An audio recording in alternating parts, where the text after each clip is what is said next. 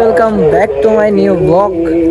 আজকে আমি আর আমার ভাই আজ চলে আসছি আমাদের বাড়ির পাশে একটা মাহফিলে মাইকের আওয়াজটা খুব বেশি, সেজন্য আমার ভয়েসটা মনে হয় শুনতে পাচ্ছেন না।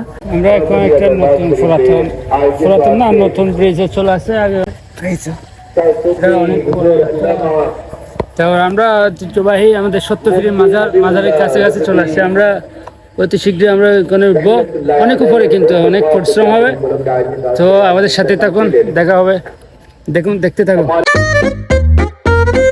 আমাদের বাড়ির পাশে একটা মাজার রয়েছে, যে মাজারের নাম হলো সত্যপীরের মাজার, যেটা হলো সত্যপীরের আস্থানা ছিল। তো আমরা ওই আস্থানাতে উঠবো আজকে।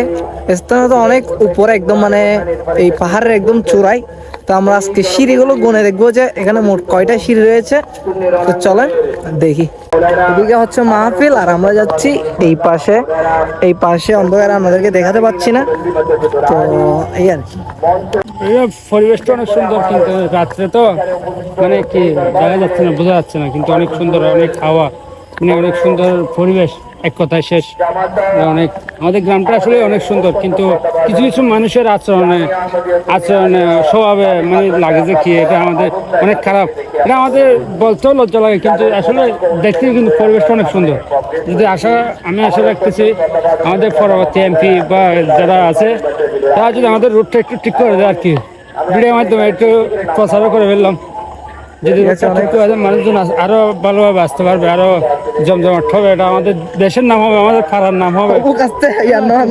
অনেক সিরিয়াস হয়ে যাচ্ছে, কিন্তু আমি কিন্তু ওই রাজনীতি না ভাই।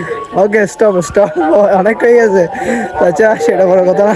এখানে বাসা ভাড়া দেওয়া হচ্ছে এখানে পাহাড়ের মধ্যে, মানে এইটা হলো একটা এমন একটা জায়গা যেখানে মানে রোডের পর এইদিকে কোনো এরকম বিল্ডিং নেই।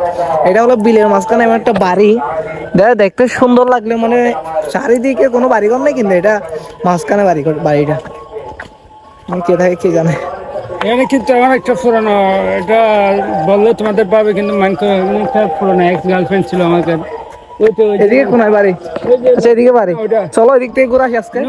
আজকে আমরা এদিকে যাবো, যে সিঁড়ি। আজকে আমরা এদিকে যাওয়ার জন্য আসছি। ও মাই গড,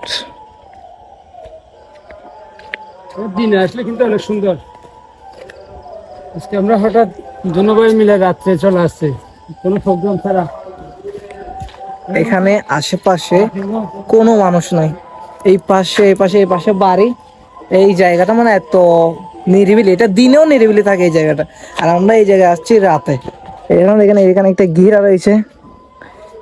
এখানে একটা দোকান, এখানে একটা দোকান। এগুলো সাধারণত মানে এই মাজারে যখন উরুস হয় তখন এই দোকানগুলো বসে আর কি, এই দোকানগুলো চালু করে।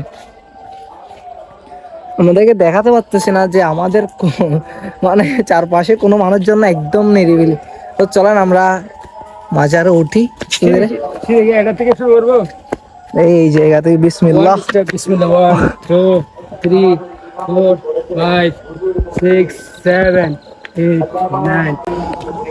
জীবন যুদ্ধ শুরু করলাম, দেখি কি হয় না হয়। রাতে আসছে এই জায়গায়, আল্লাহ বর্ষা।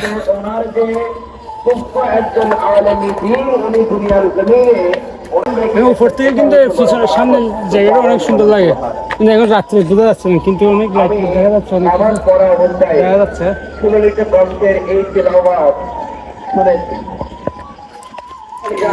আমি খুবই দুঃখিত, কারণ আমি আমাদেরকে ফুটেজটা একদমই দেখাতে পারতেছি না, কারণ রাতের ভিউটা রাতের জন্য, দিনের ভিউটা দিনের জন্য। রাত্রে অনেকটা আসতে পারে না, কিন্তু আমরা চলে আসছি সাহস নিয়ে।